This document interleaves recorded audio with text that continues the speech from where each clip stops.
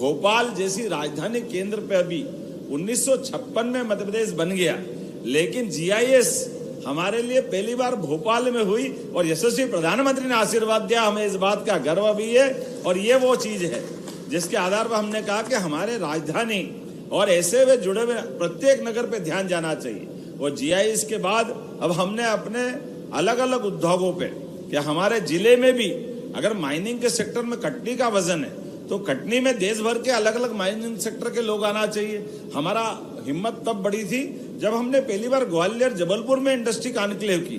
कितना आश्चर्य लगता, ग्वालियर कहाँ इतनी बड़ी आबादी का नगर और ग्वालियर की कीर्ति प्रसिद्धि अलग अलग काल में अलग अलग प्रकार से, लेकिन जब बड़े बड़े उद्योगपति आए उसमें उन सारे लोगों ने कहा हमने तो पहली बार ग्वालियर देखा।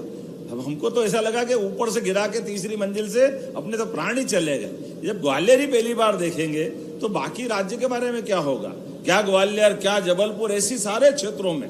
तो आज बदलते दौर में एक एक स्थान पर ऐसे में जब आपने ये आपके बीच में इंडस्ट्री लगाने की बात कर रहे हैं तो आपकी कठिनाई पे भी ध्यान देने की आवश्यकता है। आपने कहा मॉर्गेज पे डबल ड्यूटी, मैं आपको जानकारी देना चाहता हूँ, जो आपकी परेशानी थी वो किसानों को भी परेशानी थी।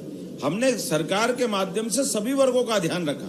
किसान लोन लेता था, लोन लेने के लिए बैंक की तरफ से मॉर्गेज कराने जाता है, मॉर्गेज करा करके वो अपना लोन जब तक उसकी योजना है उसका लाभ भी लेता है, लेकिन लाभ लेने के बाद जब उसका लोन चुक जाता है, पटा देता है, लेकिन लोन पटाने के बाद भी वो मॉर्गेज वहाँ बरकरार रहता है। ऐसे में किसान के लिए कभी और कोई नया काम करना हो, कुछ भी काम करना हो तो जाकर फिर ड्यूटी देगा, वहाँ अलग से परेशानी उठाएगा और ये बड़ी कठिनाई वाला मामला था। हमने इस बात का मुद्दा ही हल कर दिया कि जैसे ही अगर यहाँ से लोन चुकेगा वो अपने आप मॉर्गेज से मुक्त हो जाएगा।